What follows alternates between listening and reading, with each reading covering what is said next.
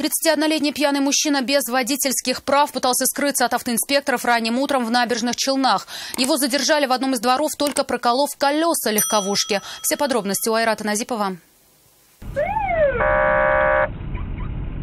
Грант, останавливайся. Набережные Челны, 3 февраля, 3 часа утра. Автоинспекторы на Казанском проспекте для проверки документов хотели остановить «Ладу Гранта», однако водитель попытался скрыться. Останавливайся, все уже, останавливайся. Чтобы остановить автомобиль, сотрудникам ГИБДД пришлось проколоть колеса легковушки. Стрелять не стали, разложили на дороге шипы. Водителя задержали. И тогда стала ясна причина его попытки скрыться. Сколько? 797, 797. В отношении водителя составлен административный материал. Сам гражданин был доставлен в отдел полиции электротехнический для дальнейшего разбирательства. Автомобиль помещен на специальную стоянку.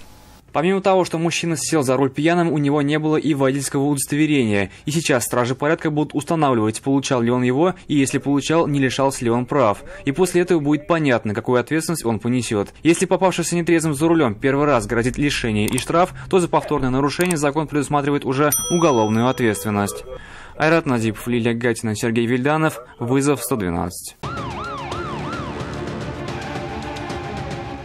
Это лучше увидеть. Все выпуски «Вызова» на нашем сайте и на YouTube-канале ТНВ.